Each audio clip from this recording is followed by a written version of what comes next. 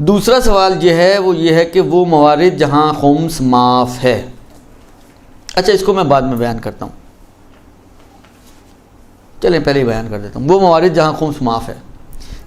خمس میں آغا خامنائی کا مسئلہ بہت آسان.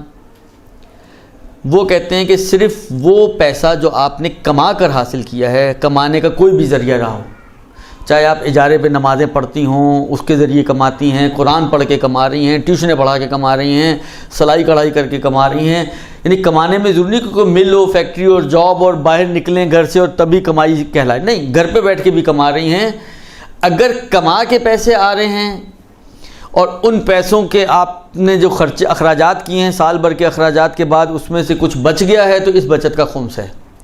کمانے کے علاوہ کسی بھی ذریعے سے آپ کو پیسہ ملے کمائی کے علاوہ وہ سب معاف ہے خمس, اس پہ خمس نہیں ہے آغا خامنائی کے نظریے میں. لہذا تحفے پہ خمس نہیں ہے, لہذا اور کوئی بھی مثلا آپ کا انعام نکل آیا, لاٹری نکل آئی, اس پر کوئی خمس نہیں ہے.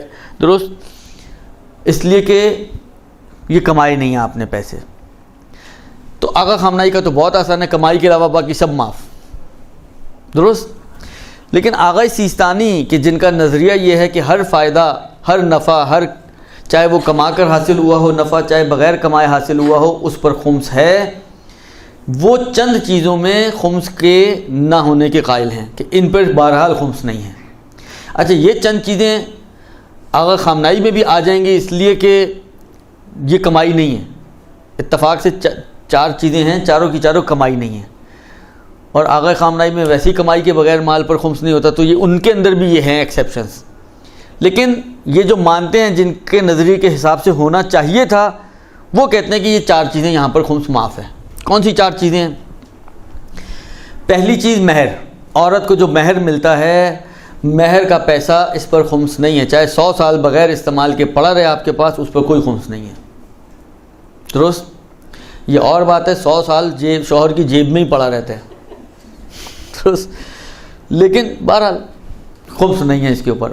ورنہ ایک اثر یہاں پہ بھی ظاہر ہوتا, اگر اس پہ خمس ہوتا تو 1 سال بعد آپ پر واجب ہو جاتا, آپ ڈیمانڈ کرتی شوہر سے کہ میرا مہر واپس کرو.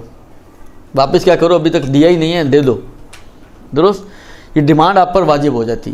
لیکن اس مسئلے نے آپ کو بھی بچا لیا جھگڑا کرنے سے کہ مہر کے اوپر خمس نہیں ہے, لہذا وہ اگر دے یا نہ دے علی ای تقدیرن آپ پہ نہ مطالبہ واجب ہے, اور نہ اگر دے دیا ہے تو اس کا خمس دینا واجب ہے اگر بچ گیا ہے آپ کے پاس, تو کہ مشکل کام ہے عورتوں کے پاس پیسے بچنا.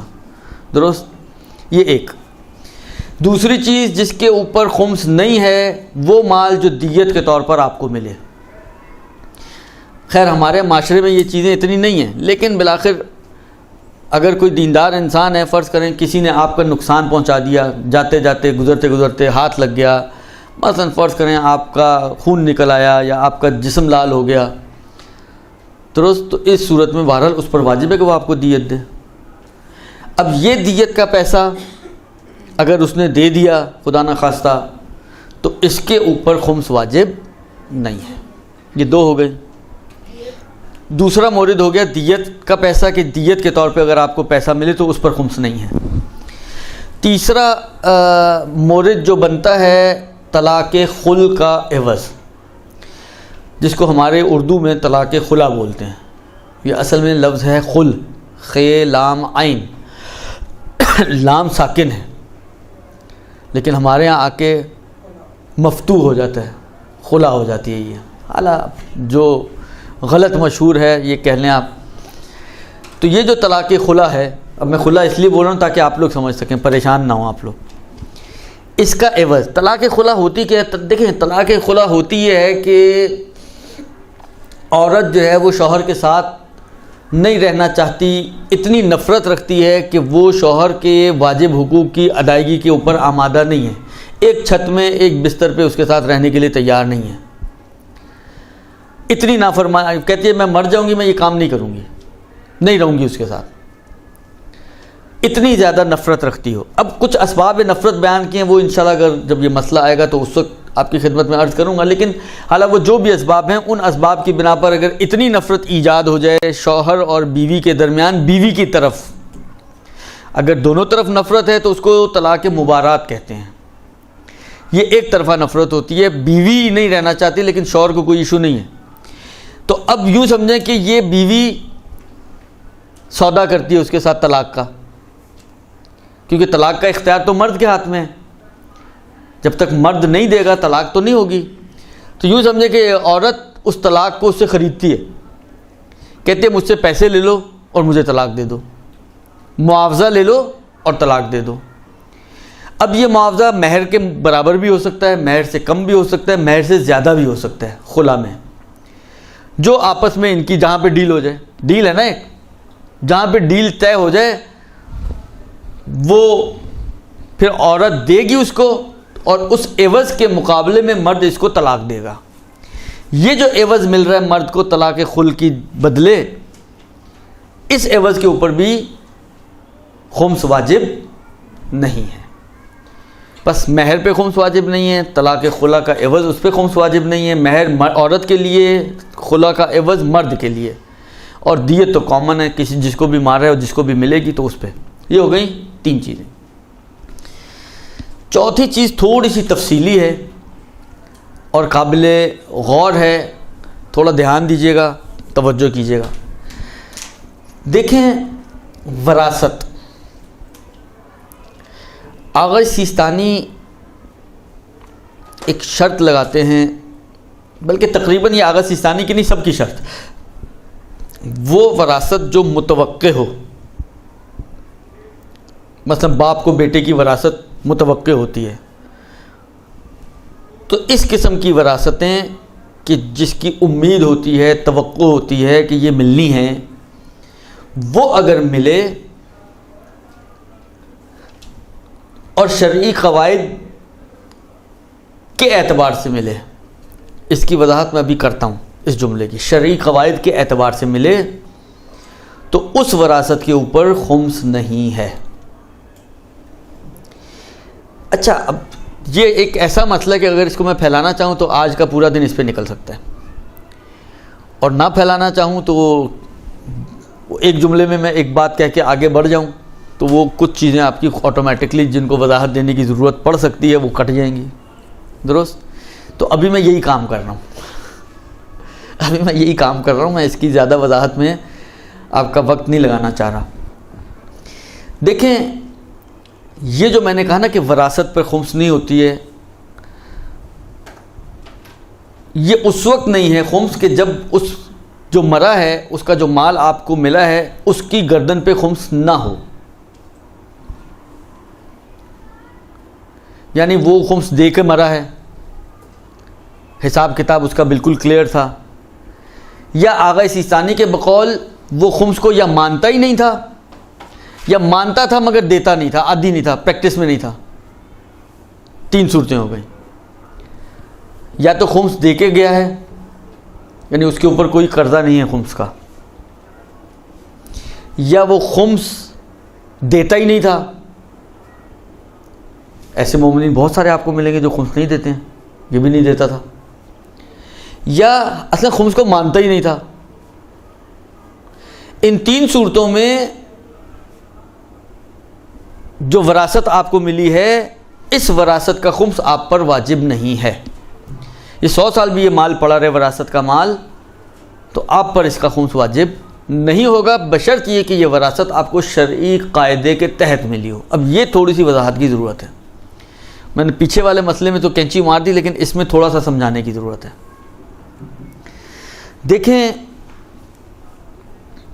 ایک ہے ہماری فقہ جعفری، اور ایک ہے فقہ اہل سنت، درست؟ اچھا، فقہ جعفری کا مسئلہ یہ ہے، میں دونوں فقہوں کا پہلے آپ کو مسئلہ بتاؤں تاکہ یہ جو جملہ آیا ہے اس میں یہ توضیح کا جملہ ہے، آپ کے لیے کلیئر ہو جائے۔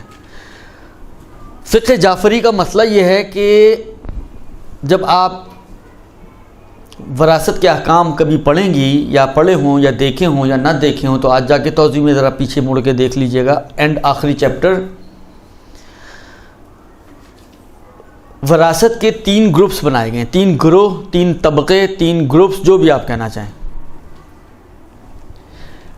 ایک گروپ میں کچھ افراد ہیں، مثلا پہلے گروپ میں ماں باپ اور اولادیں شامل ہیں، ماں باپ اور اولادیں۔ دادی دادا پہلے گروپ میں نہیں آتے، بہن بھائی پہلے گروپ میں نہیں آتے. یہ پہلا گروپ ہو گیا، ماں باپ اور اولادیں. اس کے بعد دوسرا گروپ آتا ہے جس میں دادی دادا نانی نانا اور بہن بھائی، اور اگر بہن بھائی نہ ہو تو ان کی اولادیں. درست؟ بس دادی دادا نانی نانا بہن بھائی وہ نہ ہو تو ان کی اولادیں، یہ دوسرے گروپ میں آتے ہیں. پھر تیسرے گروپ میں چچا تایا پھوپھی ماموں خالہ، اور یہ نہ ہو تو ان کی اولادیں، یہ شامل ہوتے ہیں. یہ 3 گروپس ہیں. ہماری فقہ یہ کہتی ہے کہ جب تک پہلے گروپ کا کوئی ایک بندہ بھی موجود ہو تو دوسرے گروپ والوں کو وراثت نہیں ملے گی. ایک اکلوتی اولاد ہے، سارا مال اسی کو مل جائے گا. باپ اکیلا ہے مرنے والے کا، اور کوئی نہ اولاد ہے نہ کوئی اور وارث ہے، سارا مال باپ کو مل جائے گا. جب تک پہلے گروپ کا کوئی ایک آدمی بھی موجود ہے، اصل نہ باپ ماں باپ ہے نہ اولاد ہے، اولاد کی اولاد ہے یعنی پوتا وغیرہ، اس کو مل جائے گی لیکن آگے نہیں بڑھے گی. آگے اسی وقت بڑھے گی جب پہلا گروپ میں سے کوئی ایک بندہ بھی نہ ہو. یہ ہماری فقہ کہتی ہے. اہل سنت کی فقہ یہ کہتی ہے کہ اگر پہلے گروپ کے افراد موجود ہیں اور ان کو بانٹ دیا گیا اور کچھ بچ جائے، ہماری فقہ میں کیا ہوتا ہے جو بچ جاتا ہے وہ بھی واپس اس کو دے دیا جاتا ہے جو افراد موجود ہیں. لیکن اہل سنت کی فقہ کہتی ہے کہ جو بچ گیا اب یہ آگے بڑھے گا. اب فرض کریں کہ زید ایک شخص ہے جس کو وراثت مل رہی ہے جو مرنے والے کا بھائی ہے. اس کو جو وراثت مل رہی ہے مثلا مرنے والے کی اولادیں موجود ہیں اور مرنے والے کا یہ بھائی ہے. سب سنیے، یہ ایک بھائی صرف شیعہ ہوا ہے. درست؟ تو وہ تو اپنی فقہ کے حساب سے تقسیم کریں گے. بچوں کو دینے کے بعد جو بچ گیا انہوں نے اٹھا کے دے دیا بھائی کو. اب یہ بھائی کو ملا ہے تو کیا ملی ہے؟ تحفہ تو، انعام، لاٹری تو نہیں نکلی نا، وراثت ہی ملی ہے نا اس کو. یہ ہماری فقہ کے حساب سے یہ وراثت اس کو صحیح نہیں ملی ہے. اب لینا اس کے لیے جائز ہے، وہ ایک اور قاعدے کی وجہ سے. اس کے لیے، اس بھائی کے لیے جو شیعہ بھائی ہے، یہ مال لینا جائز ہے، اس کے لیے حلال ہے، اس کو کھا سکتا ہے، لیکن وہ کسی اور قانون کے تحت. لیکن یہ اس کو بے عنوان، یعنی اگر شریعت جعفری سے، فقہ جعفری سے پوچھیں گے تو کہیں گے کہ یہ اس کی وراثت باطل ہے، اس کو ملنی نہیں چاہیے، اس کی اولادوں کا حق ہے.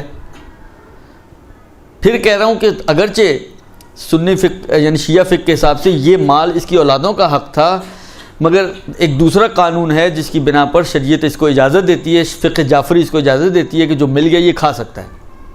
درست؟ لیکن یہ وراثت شرعی طریقے سے اس کو نہیں ملی، شرعی طریقے سے فقہ جعفری کے طریقے کے تحت. اس کا خمس اگر یہ بچ جائے تو اس کو دینا پڑے گا.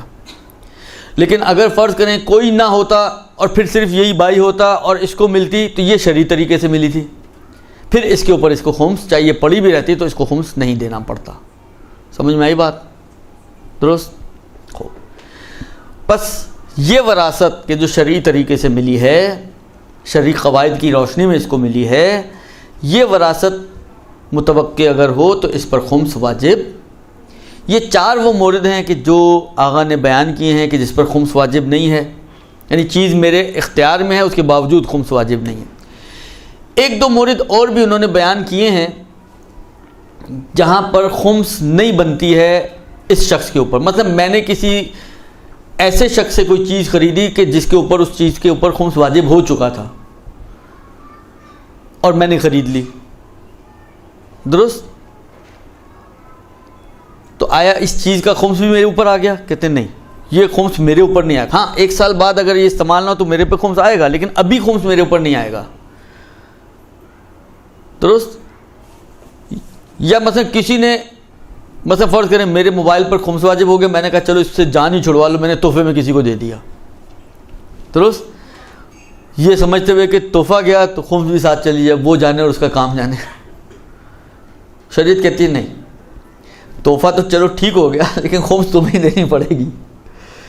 لہٰذا جس کو ملا ہے اس پر خمس اس تحفے کی واجب نہیں ہوگی. ہاں سال بعد اگر استعمال نہیں ہوا تو پھر واجب ہوگی، لیکن جو پچھلا خمس تھا جو اس کے اوپر چلا آ رہا تھا وہ خمس اس شخص کی گردن پہ واجب نہیں ہوگا. تو اس قسم کے کچھ اور موارد آتے ہیں، لیکن اہم موارد وہی 4 ہیں جو میں نے آپ کی خدمت میں بیان کیے کہ ان 4 موارد میں خمس انسان پر معاف ہے اور خمس اس پر واجب نہیں ہے. برحمتک یا ارحم الراحمین وصلی اللہ علی محمد وآلہ الطاہرین.